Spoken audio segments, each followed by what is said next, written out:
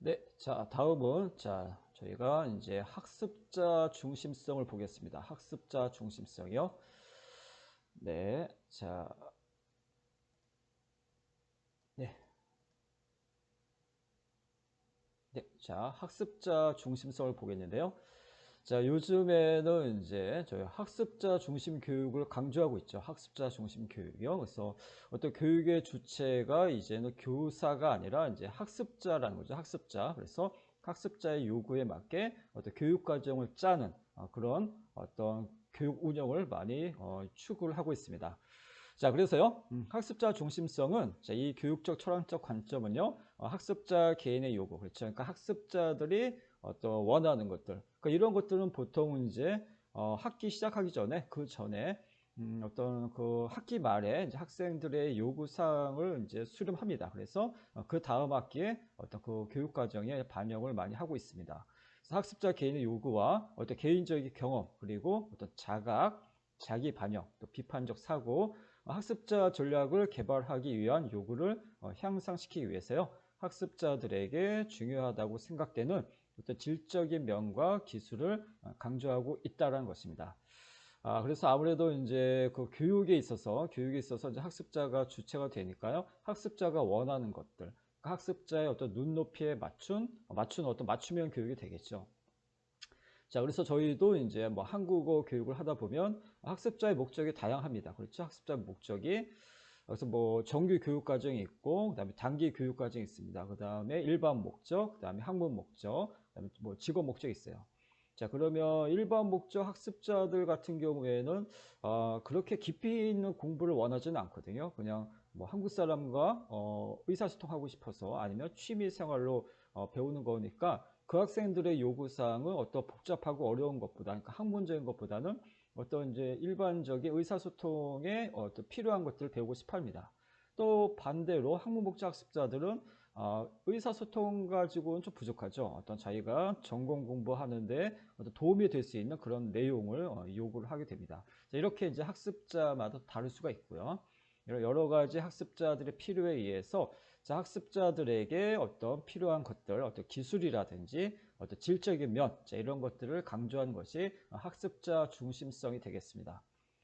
자, 이런 전통 내 재개념주의자들은요, 학습에서의 어떤 경험의 중요성을 강조합니다. 그래서 재개념주의자들은요, 기존의 어떤 전통 교육과정을 좀 비판하는 거죠. 기존의 전통 교육과정은 어떤 지배 세력들의 어떤 보호를 위해서, 지배 세력들의 어떤 그런 방어를 위해서 구성된 것들이기 때문에 그런 것들 비판하고 학습자가 주체다라고 이야기를 하는 것입니다. 그래서 재개념주의자들은요, 학습에서의 경험의 중요성을 또 강조하고 있습니다. 네, 자, 그러면요. 자, 어떤 구조주의자들에 따르면요. 학습은 어떤 자기 자신의 세계관을 적극적으로 구성하고 검증한다는 것이죠. 그러니까 구조주의자들은 학습은 어떤 자기 자신의 세계관을 적극적으로 구성하고 검증한다. 그래서 이것이 이제 어떤 구조주의자들에 따른다면 이제 학습은 어떤 학습자마다 다르다는 것입니다. 학습자의 어떤 경험이 다르기 때문에 학습자의 또 세계관도 다르겠죠. 그래서 똑같은 나이 학생이라고 하더라도 또 아니면 또 저희가 한국 교육에서 똑같은 급의 학생이라고 하더라도 개인마다 어떤 경험이 다르기 때문에 어떤 세계관도 다릅니다. 그러면 그 어떤 배경 상황, 지식 속에서 어떤 정보가 들어오게 되면 이것을 구성하는 것이 개인마다 차이가 있을 수밖에 없습니다.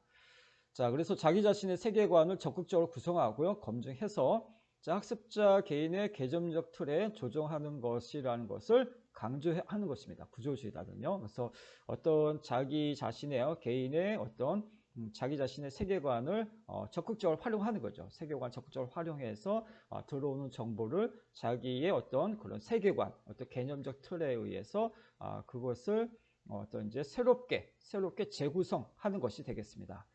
자, 그래서 모든 학습은 학습자가 지식에 대해서 자신의 기존 이해, 그렇죠? 그러니까 자기의 어떤 선행 지식이 되겠습니다. 선행 지식, 그러니까 기존에 알고 있는 그런 어떤 지식과 이해와 그 다음에 표상을 새롭게 재조직하는 것으로 본다라는 것입니다. 자, 그래서 이것이 이제 학습자들의 어떤 그런 선행 지식이 무엇이냐에 따라서 이것이 새롭게 또 재구성하는 데 있어서 또 개인마다 차이가 날 수가 있다는 것입니다. 자, 그래서 저희가 이제 외국인 학생들에게도 이제 한국 교육을 할 때 어떤 이런 저희가 어떤 정보를 제공할 때 학습자들이 어떤 선행 지식이 무엇이 있는지를 미리 파악할 필요가 있습니다. 역으로 생각한다면요. 그래서 만약에 2급 학생이다 그러면 2급 학생들에게 한국어 교육을 할 때 어떤 문법이라든지 어휘를 할 때 아니면 읽기 쓰기 듣기 말하기 교육을 할 때 기존의 학생들이 지금까지 배운 어휘가 무엇이고 배운 문법이 무엇이고 그다음에 어떤 내용을 공부를 했는지 그런 어떤 기존의 2급 학생의 기존의 그런 지식 이런 것들을 알고 있어야 됩니다. 교사가. 그리고 나서 거기에 맞게 어떤 새로운 정보를 제공을 해서 학생들이 그것을 기존의 어떤 자기가 알고 있는 지식을 활용해서 선생님이 설명하는 것을 스스로 그것을 내재화하고 재구성할 수 있는 그런 어떤 바탕을 마련해 줄 필요가 있다는 것입니다. 네, 자, 그러면요. 자, 저희가 경험주의자의 창시자 중에 한 사람인 존 듀이가 있죠. 존 듀이. 존 듀이가 이제 한 얘기는 자, 어떤 재구성과 재작업 없이는 지적 성장이 없다라고 이야기를 했습니다. 그래서 어떤 재구성과 그러니까 어떤 학습자가 어떤 그 정보가 들어오면 자, 그것을 자기가 기존에 알고 있는 어떤 선행 지식, 자, 그것을 활용을 해서 새롭게 그것을 재조직하고 재구성해서 그것을 자기 것으로 만드는 거죠. 자, 그런 작업이 없다는 것은 지적 성장이 없다. 자, 이것은 저희가 이제 고등사고 능력과 관계가 있습니다. 고등사고 능력, 네, 고등사고 능력. 자, 고등사고 능력은 이제 피코츠키라는 학자가 주장한 건데요. 피코츠키, 네, 피코츠키가 주장했습니다. 피코츠키. 자, 피코츠키가 주장했는데요. 자, 그래서 이런 어떤 존 듀이가 얘기한 어떤 재구성과 재작업 없이는 지적 성장이 없다. 그러니까는 어떤 재구성과 재작업을 하지 않으면 고등사고 능력을 키울 수가 없다는 얘기입니다. 그래서 기존의 학생들의 어떤 그런 기존의 선행 지식을 잘 활용해서 그것을 발달시킬 수 있는 그런 교육이 이루어져야 된다는 것입니다. 자, 예를 들어서 한국 문법에 자, 저희가 뭐 더가 들어가는 게 많습니다. 더. 뭐 더니, 그다음에 뭐 아뒀더니, 뭐 더라고요, 던데, 이런 많이 있는데요. 자, 그러면 저희가 이런 문법을 가르칠 때 이 더가 공통적으로 들어가잖아요. 그러면 선생님들께서 이 더의 의미에 대해서 학습자들에게 가르칠 필요가 있습니다. 이 더는 어떤 의미가 있죠? 이 더는 회상의 의미가 있습니다. 회상, 회상. 자, 같이 따라해 보시죠. 자, 회상. 자, 회상은 다 아시다시피 이제 과거의 경험을 지금 다시 생각하는 거잖아요. 자, 그래서 학생들에게 이 더가 들어가 있는 문법, 이 더가 많이 있는데, 자, 더가 들어가 있는 문법은 회상이다. 그러니까 더가 있으면 과거의 경험을 다시 생각하는 그런 의미가 있다라는 것이죠. 그러니까 이런 것들을 학습자들에게 제시를 해 주셔야 앞으로 그렇죠? 앞으로 이제 더니를 배웠다고 한다면 앞으로 뭐 더라고요, 더인데 많이 배웁니다. 더라고요 이렇게. 그러면 학습자가 기존에 배운 지식, 그렇죠? 이게 선행 지식이 되겠습니다. 자, 더가 회상이다. 그러면 이 더와 관계에 있는 그런 새로운 문법이 들어와도 새로운 문법 배워도 자, 이것을 학생의 기존의 지식을 활용해서 재구성할 수가 있는 거죠. 이것은 회상과 관계에 있는 것이구나. 그래서 학습자가 어떤 생각하는 능력이 높아진다는 것이죠. 당황하지 않고 위축되지 않고 복잡하게 여기지 않고 그걸 체계적으로 자기 것으로 내재화할 수 있는 그런 능력이 생긴다는 것입니다. 자, 그래서 저희가 문법을 가르칠 때도 이렇게 따로따로 이렇게 구별해서 하나하나 가르치는 것이 아니라 저희가 이렇게 포섭할 수 있는 그렇죠. 이런 걸 포섭이라고 하는데요. 자, 저희가 어떤 의미적으로 문법이라든지 어휘도 마찬가지입니다. 어떤 포섭할 수 있는 것은 포섭해서 학습자의 사고 능력을 높일 수 있는 그런 어떤 교육을 시킬 필요가 있습니다. 그래야 학생들의 사고 능력도 높아지고 학습자가 어떤 그 문법의 구별도 정확하게 할 수가 있겠고요. 이런 것들을 제대로 잘 사용할 수가 있겠습니다. 자, 다음은요. 자, 로버츠는 자, 구조주의가 언어 교육 과정 설계에 큰 영향을 미쳤다라고 지적을 했습니다. 그래서 이런 어떤 구조주의가 언어 교육과정 설계, 그러니까 언어 교육과정을 짜는 데 있어서 여러 가지 알게 모르게 이제 큰 영향을 미쳤다라고 이야기를 하는 것입니다. 자, 예를 들면 이제 읽기와 듣기 이해는요, 어떤 선행학습의 지식 그리고 신념을 강조하면서 자, 가르칠 뿐만 아니라 듣기, 읽기가 학습자에게 가져다 줄 기대에 대해서도 강조하면서 가르친다는 얘기죠. 그래서 자, 어떤 이제 듣기, 읽기를 가르칠 때 기존의 선행 지식, 어떤 그런 신념, 그렇죠? 그러니까 이런 걸 강조하면서 가르칠 뿐만 아니라 이런 것들을 어떤 기능적인 것뿐만 아니라 어떤 학습자들에게 어떤 이런 기대, 효과, 자, 이런 것도 같이 이렇게 강조하면서 가르친다는 얘기죠. 그래서 앞으로 그래서 듣기 읽기를 통해서 앞으로 어떻게 더 이렇게 방향도 이야기를 하고 어떤 효과가 있다는 것을 강조를 하면서 교육을 한다는 것입니다. 네, 자, 다음 또 보시면요. 자, 보시면은 다음에 자, 마시에 따르면요. 자, 어린이 중심 또는 이제 학습자 중심의 교육과정의 논점은요. 자, 다음의 사항들과 관련이 있다고 지적을 했습니다. 그래서 다음 사항들은 학습자 중심성에서 중요하게 제기되는 항목들이 되겠습니다. 자, 먼저 보시면 이제 개별화 교수가 되겠습니다. 개별화 교수. 자, 이것은 이제 학습자 중심의 교육과정. 저희가 이제 어린이 중심, 학습자 중심 교육과정. 이것은 이제 중요하게 얘기하는 것이 이제 개별화 교수가 되죠. 왜냐하면 이제 학습자마다 어떤 실력 차이가 있잖아요. 학습자들이. 저희가 이제 한국 교육에서 보통 한 반에 12명에서 15명인데, 학습자들이 다 개인차가 있습니다. 개인차 같은 급이라고 하더라도, 자, 5급 학생이라고 하더라도, 학생들의 개인차가 존재하거든요. 알고 있는 것들이 약간씩 차이가 있습니다. 그러면, 같은 반 학생이지만 그 학습자 중심의 교육과정이다 그런다 하면, 교사가 학습자들이 부족한 것들을 보충해 주는 거죠. 그래서 학습자마다 어떤 것이 부족하고 이 학생 어떤 것이 좀 뛰어나고 그래서 뛰어난 학생에게는 뭔가 좀 더 어떤 새로운 정보를 제공해 주고 좀 뭔가 부족한 학생은 그것을 다시 한번 이렇게 확인해 줄 수 있는 그런 어떤 개별화 교수가 필요하다는 것입니다.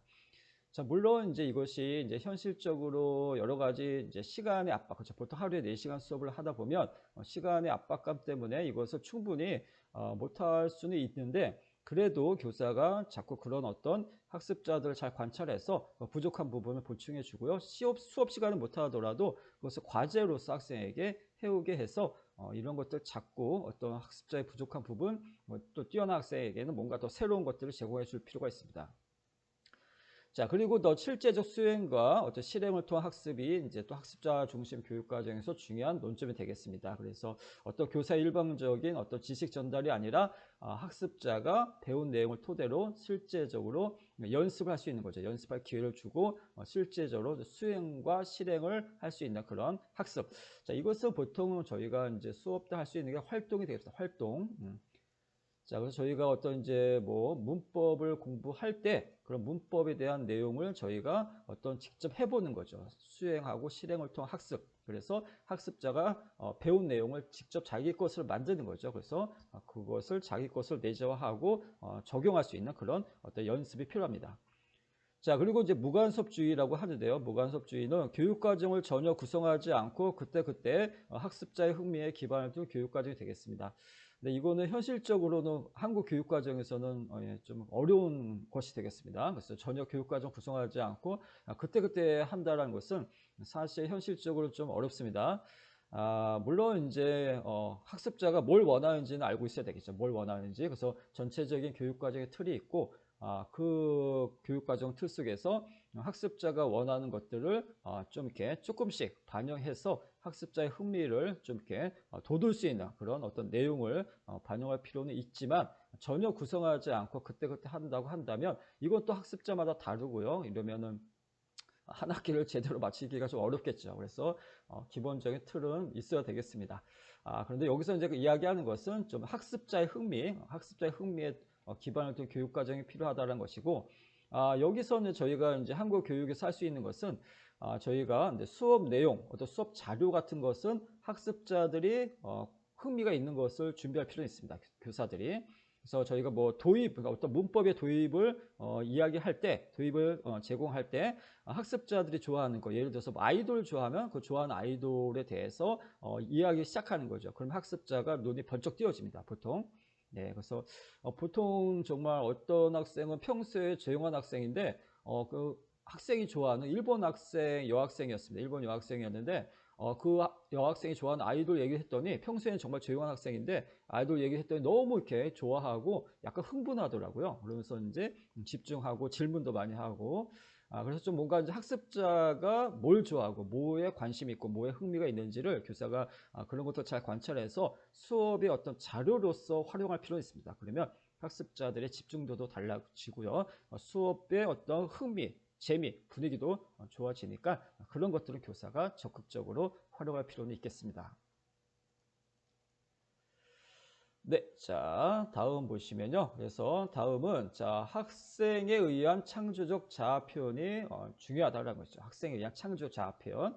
그래서 뭔가 이제 학생이 자발적으로 그렇죠. 교사가 설명한 것을 그냥 수동적으로 받아들이는 것에 그치는 것이 아니라 자, 선생님에게 배웠으면 이제 그것을 토대로 해서 학생이 새롭게 뭔가 어떤 이제 창조적으로 만들어낼 수 있는 그런 어떤 표현 이런 것들을 좀 학습자 중심성에선 중요하게 여기는 것입니다.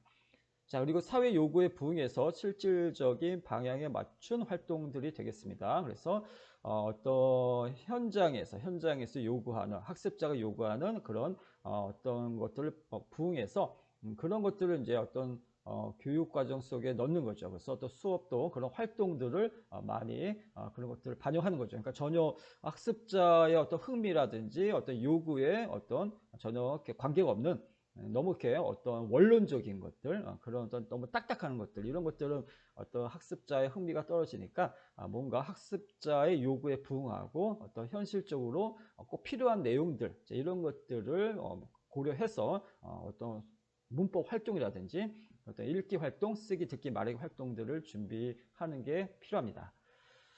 자, 그래서 학습자 중심성은 이제 교수 주도 학습의 어떤 반대 용어가 되겠습니다. 그래서 교수 주도 학습을 거부하는 어떤 총체적 용어가 학습자 중심성이 되겠습니다.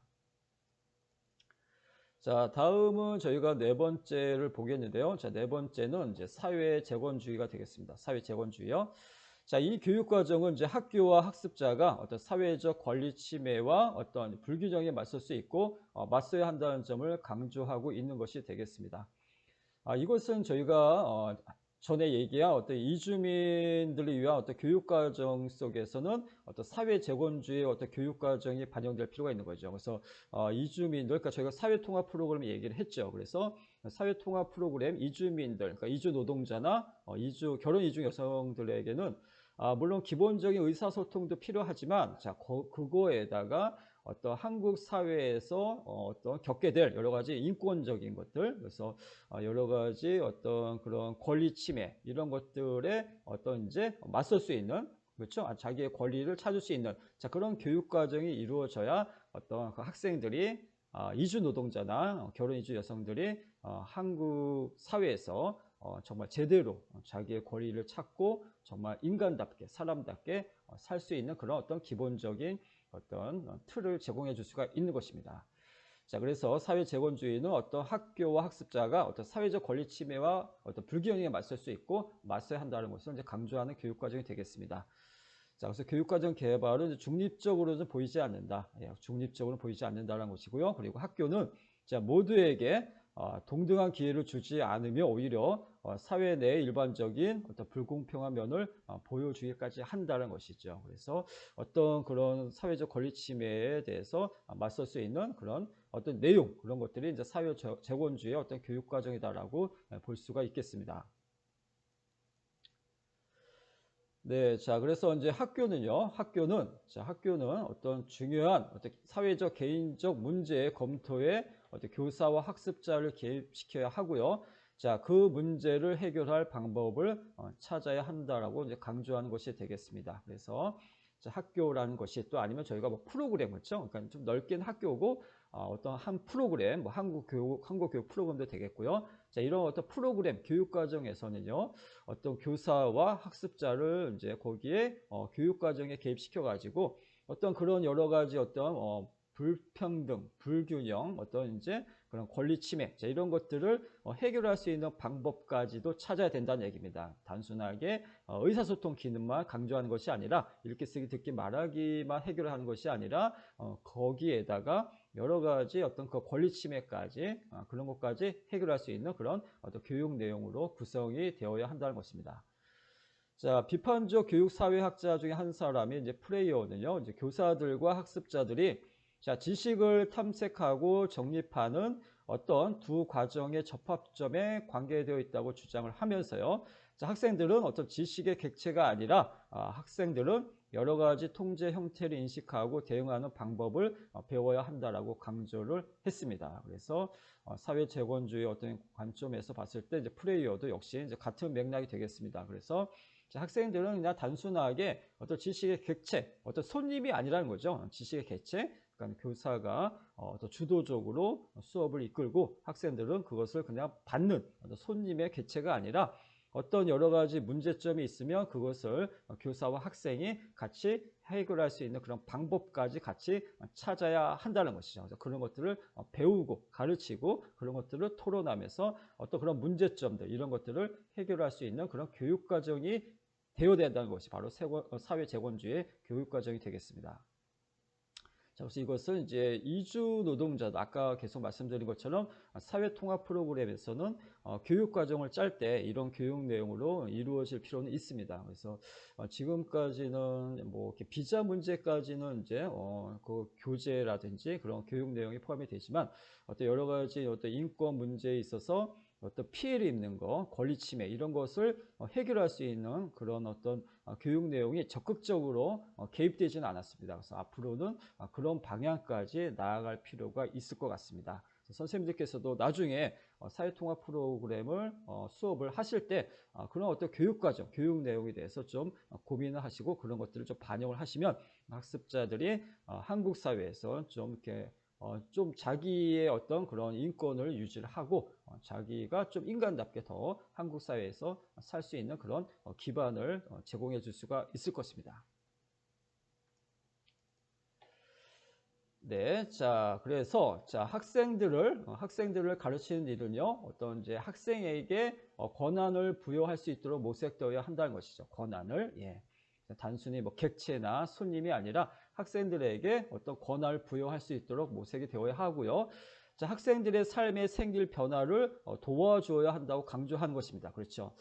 저희가 계속 이제 뭐 이주 노동자, 결혼 이주 여성들 얘기하게 되는데요. 그래서 이주 노동자나 결혼 이주 여성들은 그렇죠. 이제 한국 사회에 오면은 아무래도 좀 이방인이 되는 거죠. 이방인. 네. 어떤 이제 이방인의 삶을 좀 이렇게 살게 됩니다. 이방인의 삶. 그렇죠. 아무래도 손님으로서 좀 약간 어떤 외톨이가 될 수가 있는 거죠.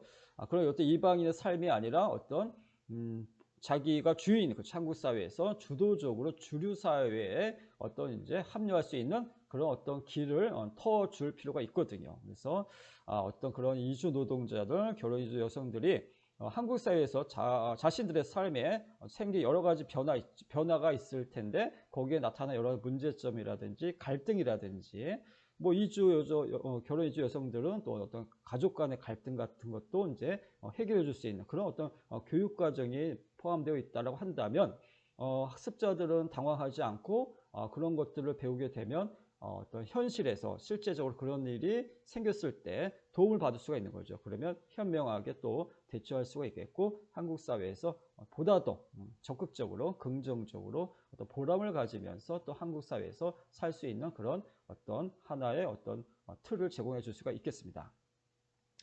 자, 그래서 학습자들이 삶의 주체로서 사회 구성원의 역할을 적극적으로 수행해 나가야 한다는 것을 지적하는 것이죠. 그래서 이런 이주 노동자, 결혼 이주 여성들이 이방인으로서 그냥 객체 손님으로서 어떤 살아가는 것이 아니라 한국 사회에서 좀 한국의 여러 가지 동화되고 그렇죠. 또 한국 사회에 어떤 기여할 수 있는 거죠. 손님으로만 있는 것이 아니라 한국 사회의 어떤 발전에 기여할 수 있는 그런 어떤 주인 역할을 할 수 있는 그런 어떤 길을 제공해 줄 수 있는 교육 내용이 포함되어야 할 것입니다.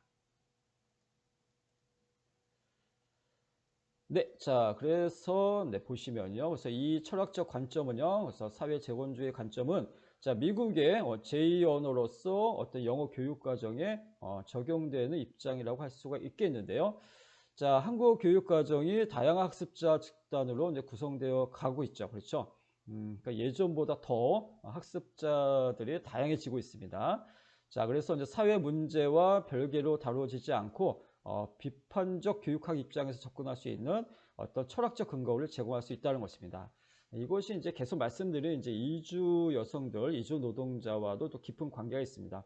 물론 이제 유학생들도 많이 있는데요. 유학생들. 근데 유학생들은 이제 학문 목적이니까요. 그래서 학교 안에서의 그런 어떤 틀 속에서 공부하는 것이니까 유학생보다는 이제 이주 여성들, 그다음에 이주 노동자들이 여러 가지 어떤 이제 회사 생활도 하고 가정 생활을 하다 보면 여러 가지 어떤 문제가 생기거든요. 그런 것들을 잘 해결할 수 있는 그런 어떤 교육 내용 이런 것들이 이루어져야 한국 사회에서도 제대로 잘 생활할 수가 있을 것입니다. 이런 것들을 제공할 필요가 있다는 것입니다. 네, 자, 다음은 이제 마지막 5번째인데요. 마지막. 자, 문화다원주의에 대해서 저희가 살펴보도록 하겠습니다. 문화다원주의요. 자, 문화다원주의에서는 아무래도 저희가 그렇죠. 상호문화주의 관점에서 살펴볼 필요가 있습니다. 상호문화주의, 그렇죠. 그러니까 상호문화주의는 어떤 자문화 중심주의에 반대되는 개념이 되겠습니다. 상호문화주의. 그래서 서로 어떤 문화를 존경하는 거죠. 존중하고 자, 서로 이해를 하는 거죠. 이해하고. 자, 그래서 문화다원주의를 보시면요. 자, 이 문화다원주의의 입장은요. 학교가 학생들을 하여금 자, 단지 사회적, 경제적으로 우수한 집단의 문화만이 아닌 다른 문화에 참여하도록 준비시켜야 한다라고 강조하는 것이 되겠습니다. 자, 그래서 저희가 이제 한국어 교육 차원에서 저희가 설명할 때도 어떤 이제 한국 문화의 우월성만을 강조해서는 안 됩니다. 그러면 이것이 이제 학생들이 받아들이지 않고요. 일단은 그렇게 받아들이지 않고 학생들의 또 어떤 학생들과 갈등이 생길 수가 있겠고 오히려 반발심이 생길 수가 있습니다. 그래서 서로 이것을 한국의 어떤 그 문화 우월성을 교사가 간혹 그럴 수가 있어요. 그래서 물론 이제 한국 문화의 우수성을 알려주고 싶은 어떤 그런 것은 있지만 그것이 너무 이렇게 드러나면 학습자들은 거기에 대해서 좀 이렇게 반발이 생길 수가 있습니다. 그래서 한국 문화뿐만 아니라 그 학습자들의 문화도 어떤 강조를 하면서 서로 어떤 그런 것을 이해하고 참여할 수 있는 그런 어떤 수업 구성이 필요합니다. 자, 미국과 같은 복합 문화주의 사회에서 학생들은요, 서로 다른 문화 사이의 능력이나 어떤 문화 간 상호 의사소통을 발전시켜야 한다는 것입니다. 자, 그래서 저희가 또 이런 게 있는데요. 어떤 문화 간 감수성이 있습니다. 문화 간 감수성이요.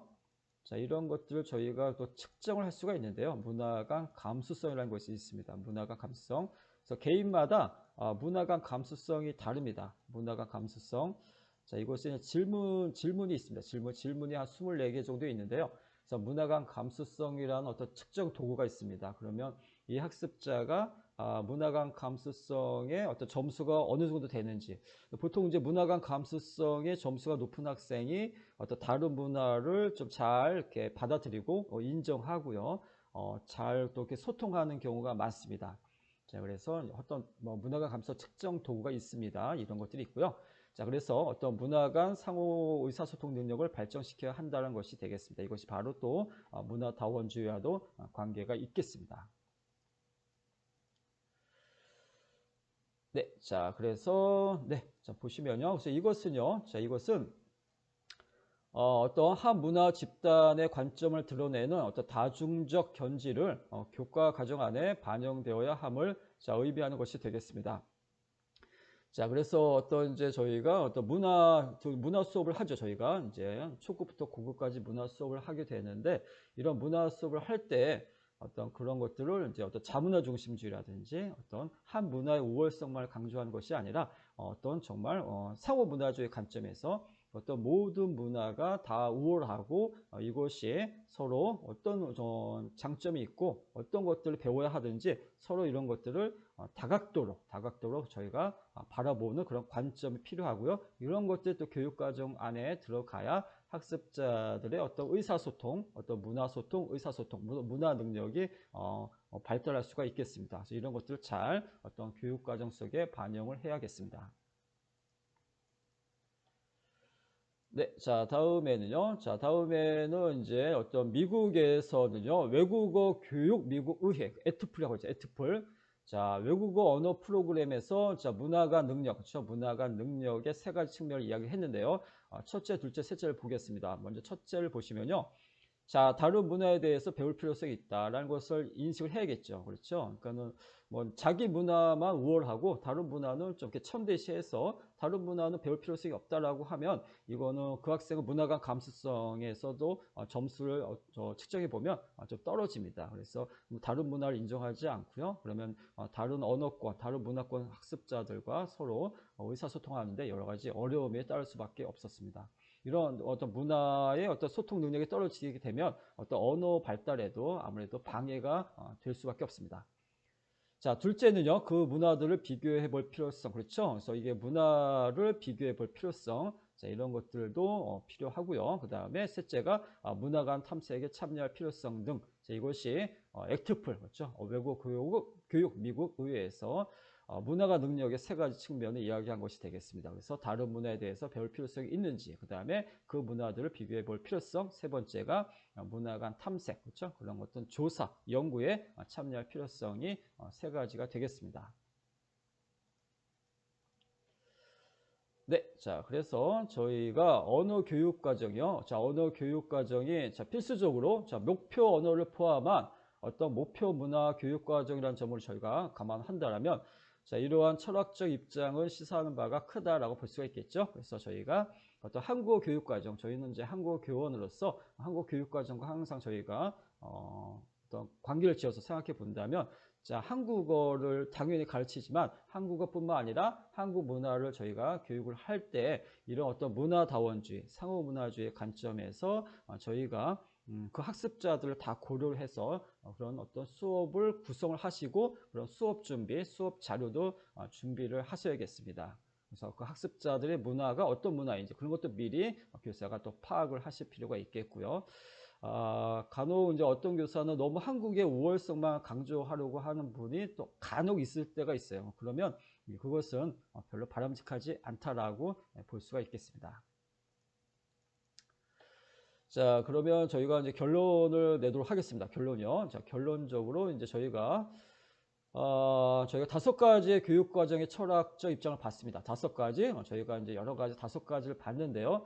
자, 결론적으로 보면 이제 저희가 어떤 한 가지 교육과정은 완벽한 건 없습니다. 완벽한 건 없고요. 자, 그런 것들을 저희가 그 상황에 맞게, 그 어떤 학습자의 목적에 맞게, 교육과정의 목적에 맞게 그것을 잘 선택을 하거나 아니면 잘 절충해서 그것을 저희가 활용하는 것이 가장 이상적이고 바람직하다라고 볼 수가 있겠습니다.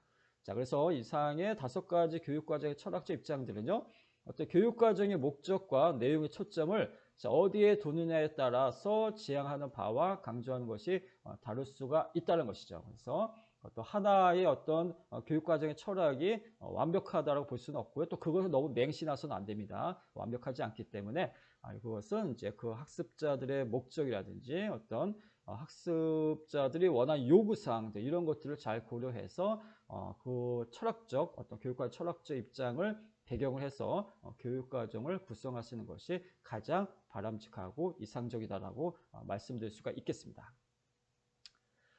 네, 자 그러면 자 그러면 저희가 수업은 1주차 수업은 여기까지 하도록 하겠습니다. 자, 오늘 수고 많으셨고요. 다음 주에 또 인사드리겠습니다. 오늘 수고 많으셨습니다. 감사합니다. 안녕히 계십시오.